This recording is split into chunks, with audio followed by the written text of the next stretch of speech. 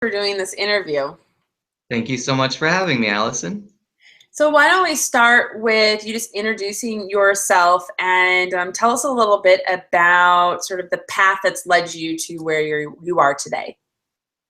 Sounds good. I'm a fellow with the American Bar Association section of dispute resolution.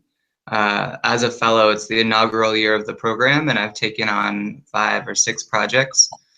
They include coordinating the Global Pound Conference series that's taking place in approximately 36, about 40 countries across the world next year. I'm sorry, 36 countries, 41 cities over the course of the next year in recognition of the original Pound Conference, which took place in Minnesota in 1976, to take a pulse on how people are using dispute resolution in terms of accessing justice.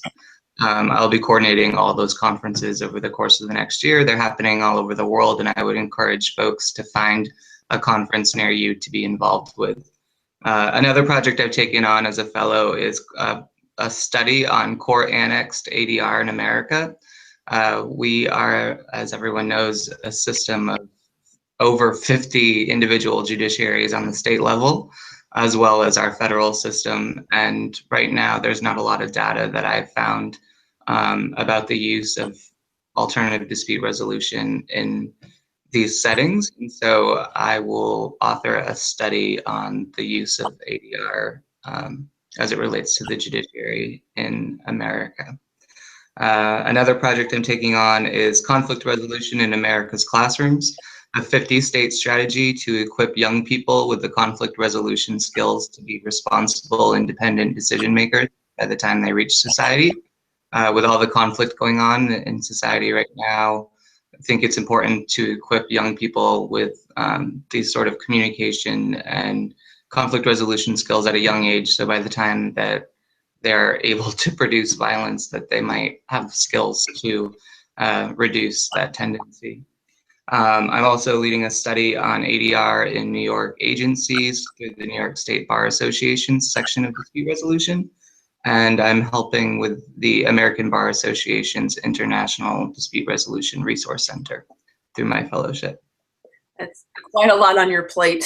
So when did you first hear about dispute resolution, and sort of what was your initial interest with dispute resolution? Ironically, I was a peer mediator in 6th grade in a rural classroom in northern Vermont, where I'm from. I grew up on a 6th-generation organic dairy and maple farm, so it's quite funny that I found my way to New York City to law school and now a career in international ADR. But in 6th grade, my local school counselor implemented a peer mediation program. I was a peer mediator, and I loved it. I love working with people. I kind of let it fall by the wayside through high school, but university, I became very involved in public policy. I interned in the Irish Parliament in Dublin, and I worked for Senator Leahy in the US Senate in his constituent office. And the creation of this melding between dispute resolution and public policy was made. And from there, after graduating from university, I moved to Seattle, Washington from Vermont without a job or a place to live. And I found the American Arbitration Association on Craigslist of all places. The idea in moving to Seattle was that with the high cost of a legal education, I wanted to make sure that I wanted to invest in it before spending $210,000 on a law degree. And so I found AAA, and as they say, the rest is history. So you find AAA, you're really already demonstrating a commitment to this field prior to law school.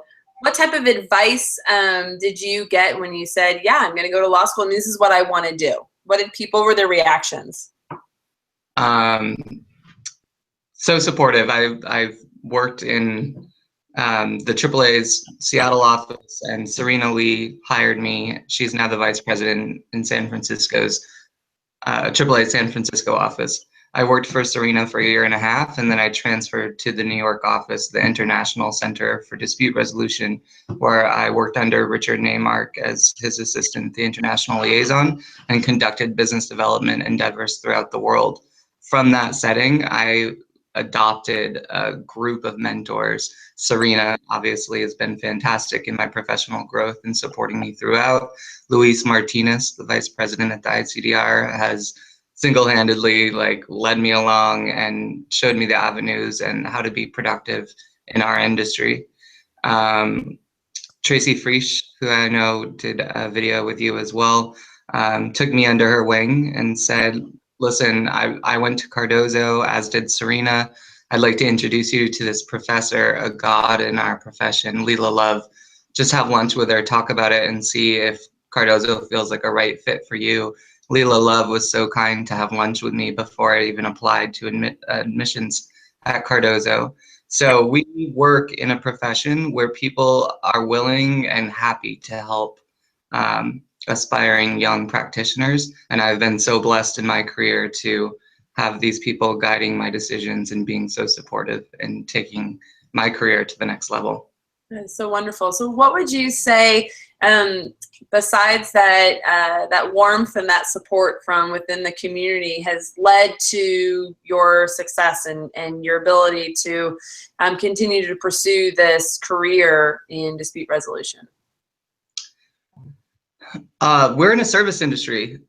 We serve the public. We serve the public good. And so I think never losing sight of that and the skills of helping one another out, but ultimately helping disputants out in society. Conflict is a part of everybody's life. And so just having that support system in place and going on my own path to serve the public good and to bring this practice to the people and let them know that this is a public resource that's available to make society a more peaceful place has been really instrumental in my path and my professional development, just keeping that in mind.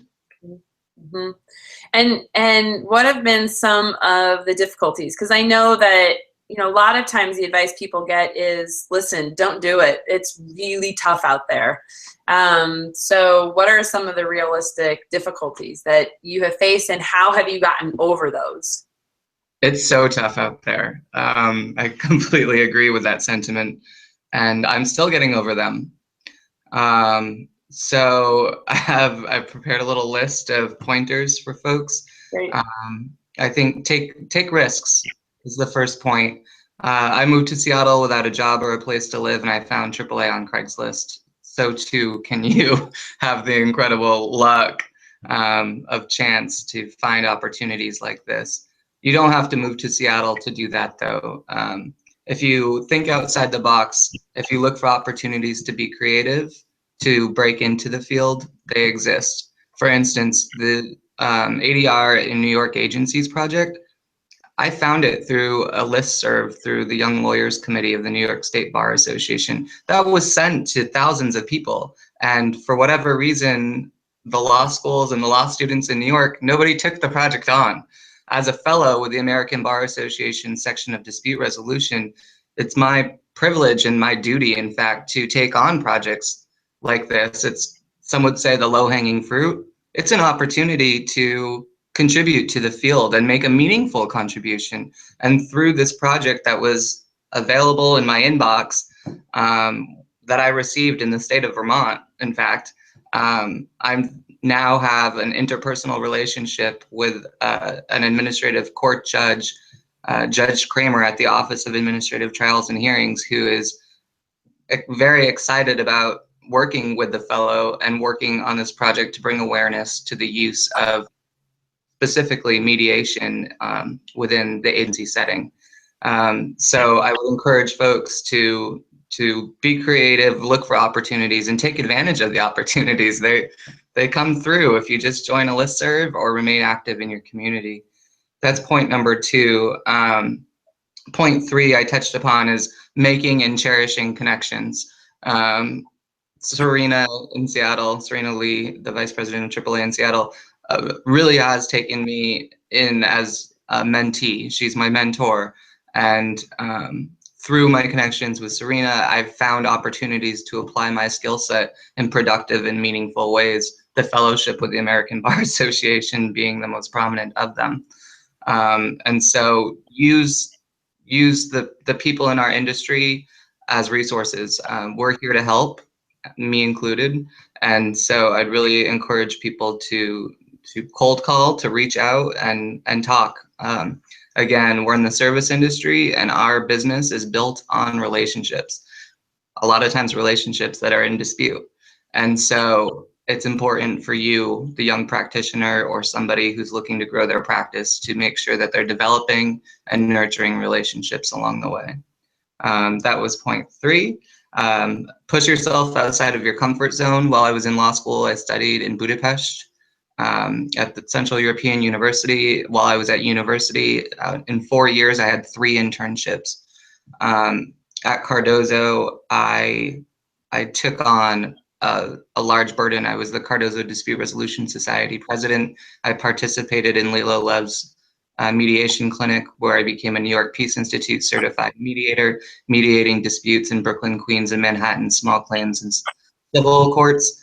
I participated and coached in the Willem C. Viz International Commercial Moot Competition in Hong Kong, 2 years. And so if you push yourself and push your workload and look for opportunities, out of that will come, hopefully, paid opportunities and more opportunities to contribute.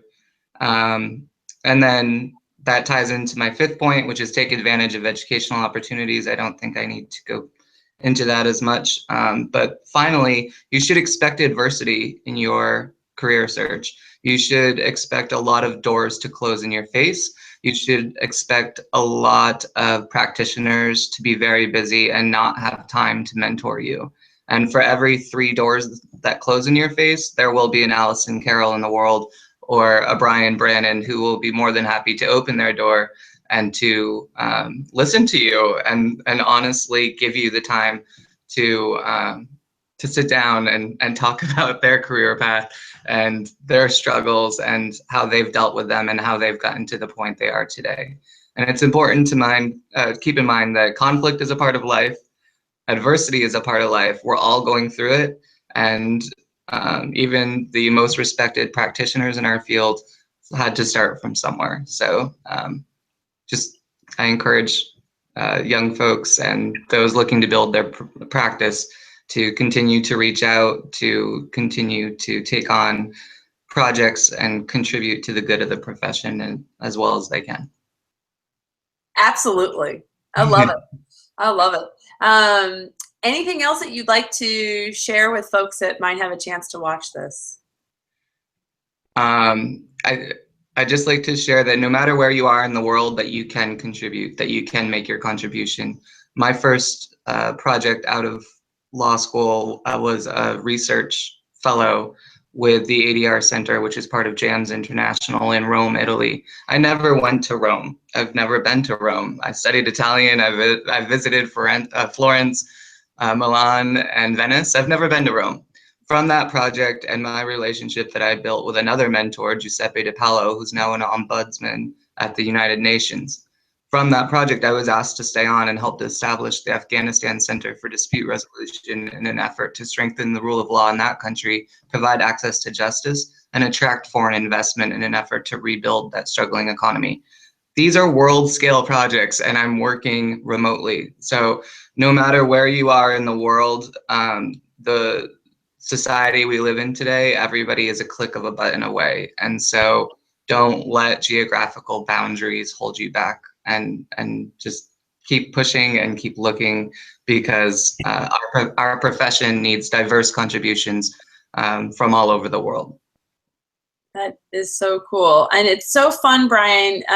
One, you're mentioning so many people that are on this blog, from Tracy to, well, the ADR Center, Romina is on the blog, the fellows, and Michael Orit's also on the blog with ADR Fellows. And what you are bringing to this, the amount of time and effort and expertise that you are bringing to fellowship and to our field is just tremendous. So I wish you the best of luck in this year as an ADR fellow, and want to say thank you for everything that you're doing to help further the work that we all do. Thank you so much for having me, Allison. It's been a pleasure, and I'd just like to say that I feel like it is a duty once we enter this profession to give back and to contribute. And it's a service industry, and I look forward to making contributions in this prestigious position. So thank you so much. Sounds like you already have. Thanks so much, Bryan. Take care. Thank you, Allison.